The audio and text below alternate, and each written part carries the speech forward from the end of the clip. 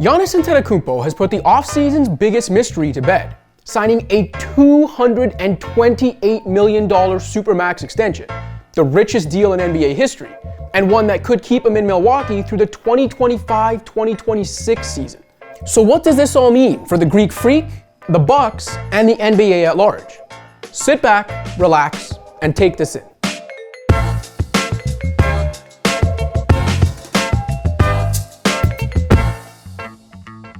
First, let's talk about what the Supermax, officially the designated veteran player extension, is exactly. It was designed for the very reason Bucks fans are now rejoicing, to give incumbent teams the inside track on retaining its homegrown stars. I don't believe this. To qualify for a Supermax, a player needs to have at least 8 years of NBA service time accrued by the time his current contract expires.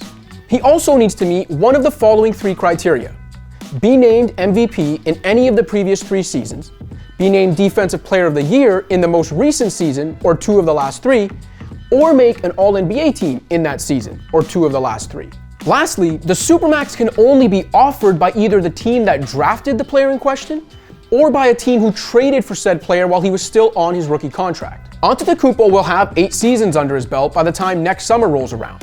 He'll head into that summer having won at least 2 of the last 3 MVP awards, and still plays for the team that drafted him 15th overall back in 2013. So he's already guaranteed to be eligible for a Supermax that kicks in 2021. The standard max contract for players with 7 to 9 years of experience would see them earn a year 1 salary worth 30% of the salary cap. But Supermax players can earn 35% of the cap in year 1, with 8% raises year to year. You know what? I need a raise. A 4-year max with a new team, meanwhile, would only start at 30% of the cap with 5% raises. For Antetokounmpo, it's the difference between $228 million over 5 years, or roughly $140 million over 4 years. It's a tough one. That staggering difference may seem like it makes these decisions no-brainers. But here's the thing. There was actually no real incentive, financial or otherwise, for Giannis to get this deal done now. And that's what makes the timing of the agreement at least a little surprising. Yeah, I'm surprised. I'm not surprised.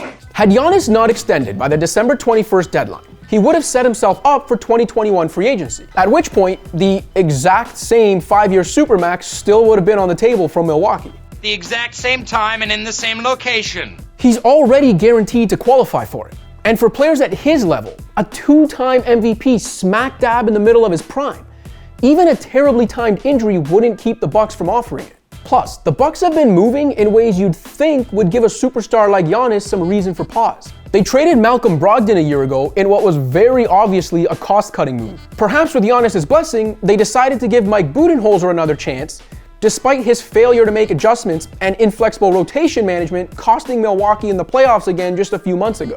Then the Bucks and Kings botched a sign-in trade that would have netted Milwaukee Bogdan Bogdanovic, who was reportedly Giannis' preferred free agent target. We screwed up big time. Milwaukee also surrendered control of 4 first-round picks in trading for Jrue Holiday this offseason, leaving the capped-out Bucks with control of their own first-rounders just twice in the next 7 years. That's a long time.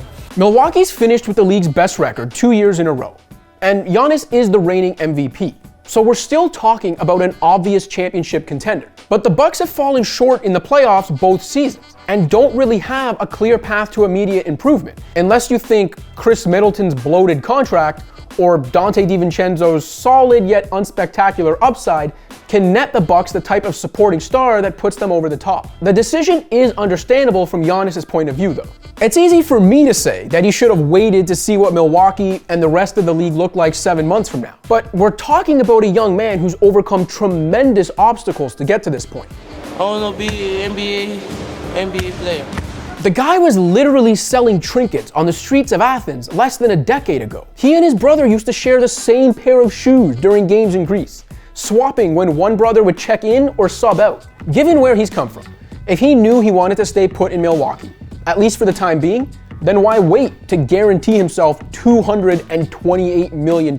We should note, however, that the deal does include an opt-out after year 4, and includes a 15% trade kicker, which means if Giannis gets traded at any point, he'll receive a bonus worth 15% of the remaining money on his deal. which the Bucks would pay, but his new team would feel on their cap sheet. I'm sorry, how much would I pay for what?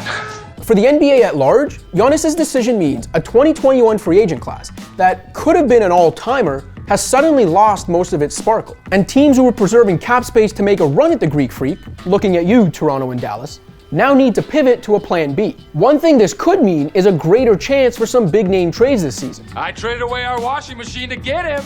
as contenders who feel they're one piece away might be more inclined to aggressively pursue the trade market now that a free agent savior seems less likely. At the end of the day, though, this is still the NBA. The next disgruntled superstar or a years-long free agency saga is always just around the corner. So what do you think? Did Giannis make the right decision by signing the Supermax now as opposed to waiting until the summer? Let us know in the comments.